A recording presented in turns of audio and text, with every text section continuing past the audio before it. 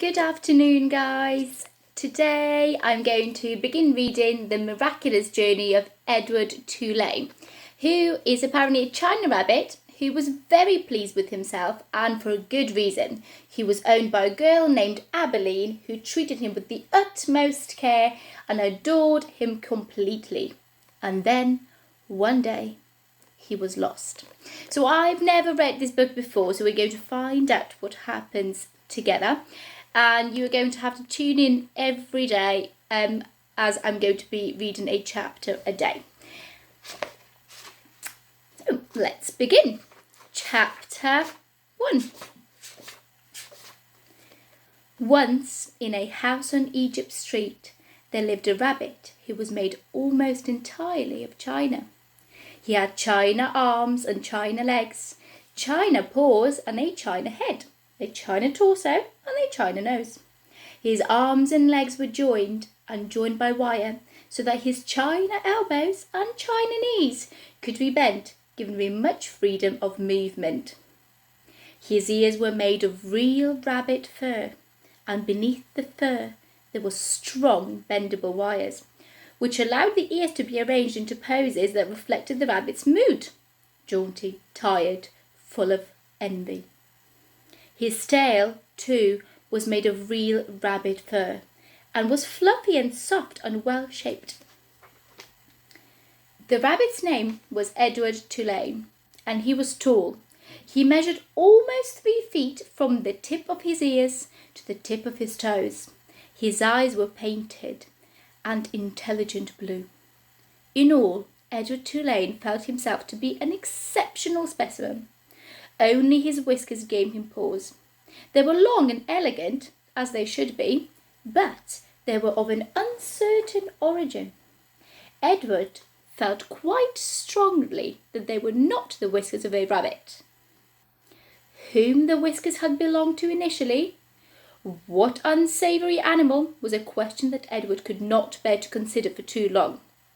And so he did not. He preferred, as a rule, not to think unpleasant thoughts.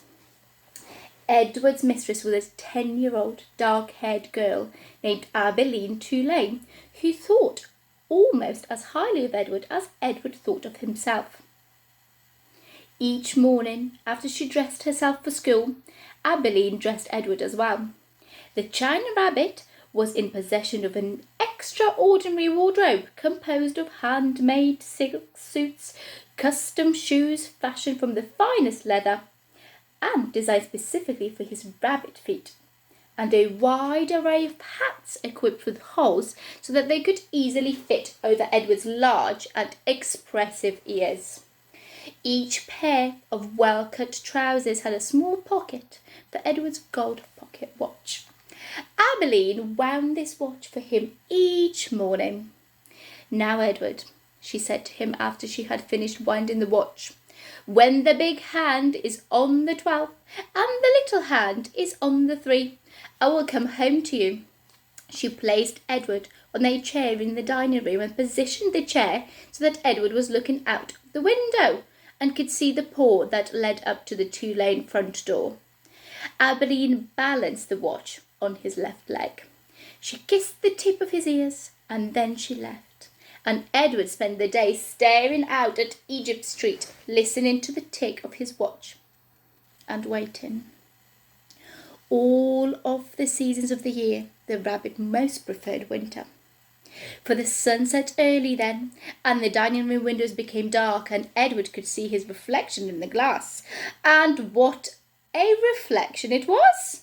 What an elegant figure he cut! Edward never ceased to be amazed at his own fineness.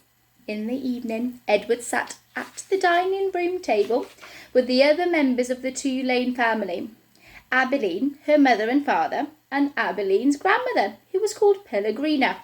True, Edward's ears barely cleared the tabletop, and true also, he had spent the duration of the meal staring straight ahead at nothing but the bright and blending white of the tablecloth.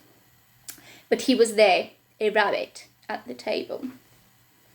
Abilene's parents found it charming that Abilene considered Edward real, and that she sometimes requested that a phrase or a story be repeated because Edward had not heard it.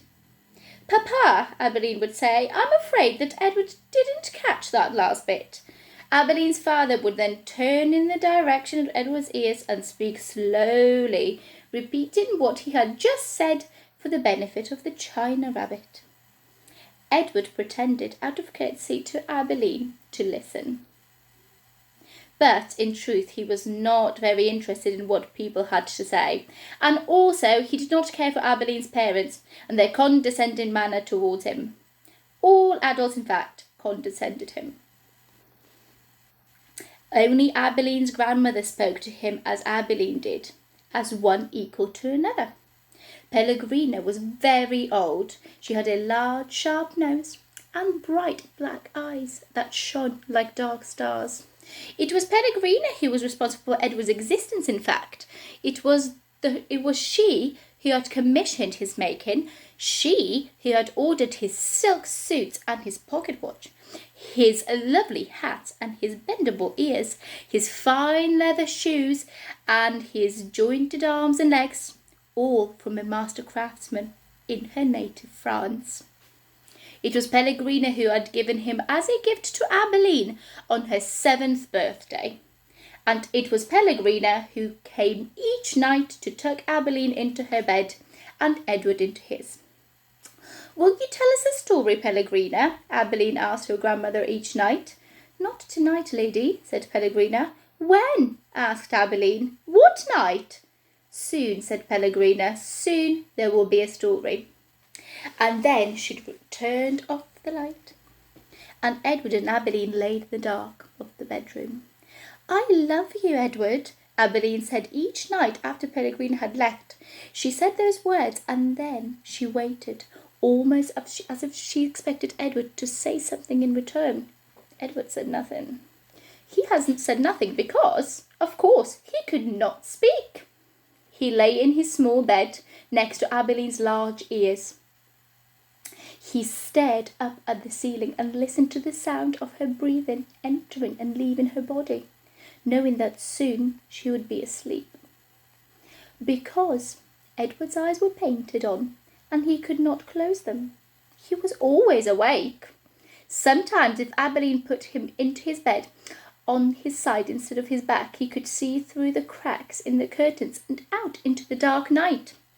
On clear nights, the stars shone, and their pinprick light comforted Edward in a way that he could not quite understand.